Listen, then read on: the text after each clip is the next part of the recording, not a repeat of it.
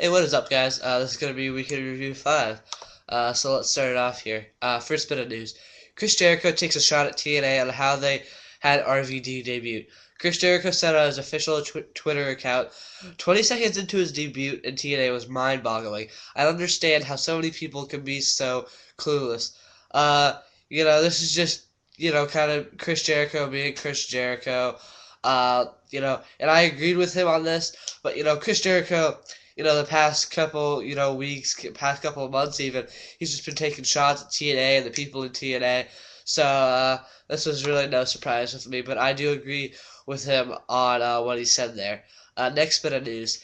HBK and Sheamus had an encounter backstage at Raw last week where HBK said these exact words. In case you haven't heard, I'm not going to be around after WrestleMania. It's time for guys like you to step up and main event with all the current top guys and bring up the next tier and make them top guys. Your time is now. You need to step up in every conceivable way, and what you need to do is to be a leader to the young guys. But at the same time, you need to be very careful not to step on Randy Orton's toes. That's just that sends a message to me saying, Sheamus is gonna get a huge push, and he's just gonna, rise to the top, just like he did when he first entered WWE. But it's also a warning to Sheamus that if you get in the way of Randy Orton, you will fall just like the others. Uh, very strong words by HBK to Sheamus. So we'll see, what goes on with Sheamus after WrestleMania. After Triple H leaves, Undertaker, well, not leaving for good, but for a short amount of time. Undertaker's taking time off, and so is HBK. So we'll see how it works out. Next bit of news: the Iron Sheik was arrested on Wednesday regarding an incident on a plane. So pretty much it was just he was going to do a signing or something, so he got on the plane. He was going there, and he got into an argument with this guy, and they just went back and forth, and like usual, the Sheik's always yelling and cursing and stuff. But yeah, he was arrested and released on bail. But he's always getting arrested now these days, so not a big surprise. Next bit of news. On a WWE chat room, several fans stated that they will start a riot if HBK wins at Mania. Those are just crazy fans being crazy fans. Why would you want to start a riot, if somebody wins? It's just supposed to be, wrestling is supposed to be enjoyable, not supposed to be, let's start a riot and go light something on fire, not that kind of crap. But yeah. Moving on.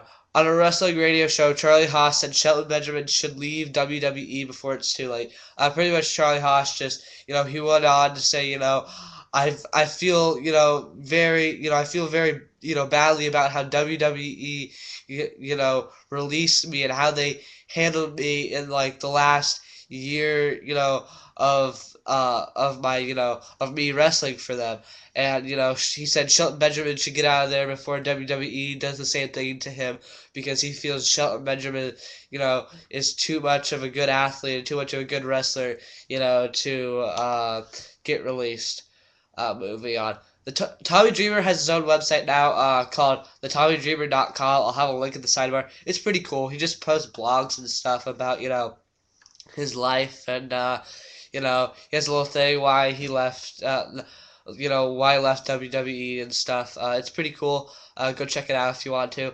And last bit of news: Randy Savage's dad, Angelo Poffo, died this past week. And if you all didn't know, Randy Savage's real name is Randy Poffo.